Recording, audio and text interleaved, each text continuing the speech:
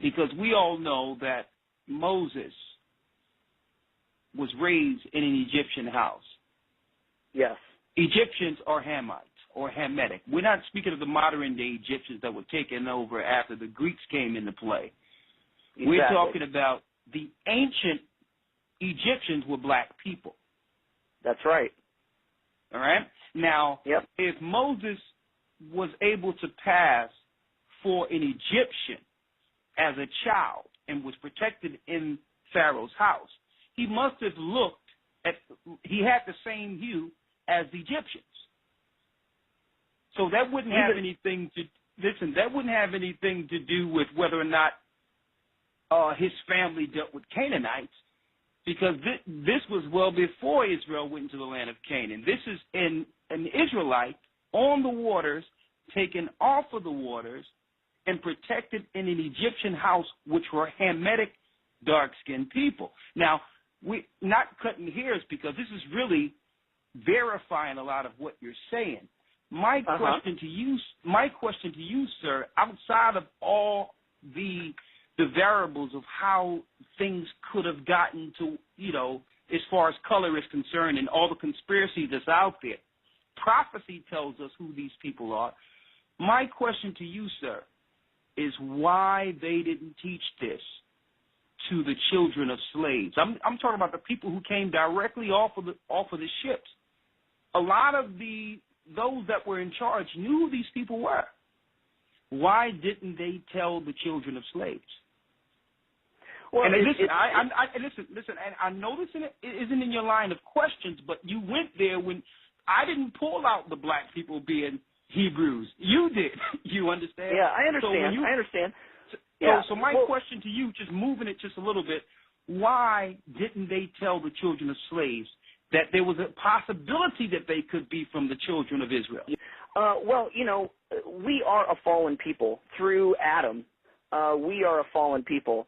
So we have this tendency to want to control, manipulate, and have power over others. And for that simple fact, the slave traders were not even about to tell the black people who they were or where they were from. This is what happened with the white slave traders.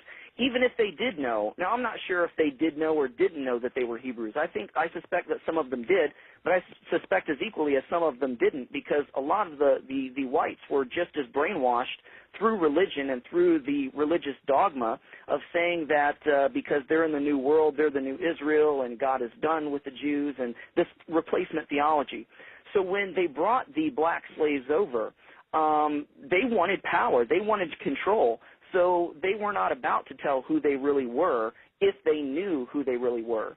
But we see that archaeology even is jaded and is tainted, because if you look at the Egyptian monuments, if you notice the ruins of Egypt, the noses and lips are knocked off. Why? To hide the fact that the original first Egyptians were black people, were Hamitic people. And the white people wanted to hide this fact because they didn't want to admit that blacks were the first rulers of the world and not white people.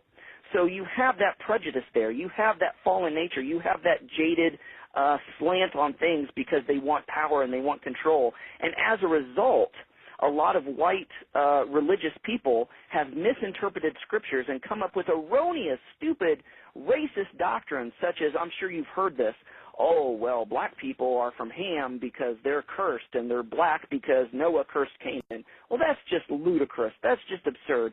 But that's what early white people taught, and that's what early white people believed. And so in connection to that religious brainwashing, they looked at slaves not as Hebrews, not as Israelites, but as a cursed people and to be treated as such. Hey, I commend you. I greatly commend you. Let's go on, because I know our time is running out, and I don't want no other unforeseen intervention to happen in the midst of this conversation here, because I think this conversation is in the heavens here.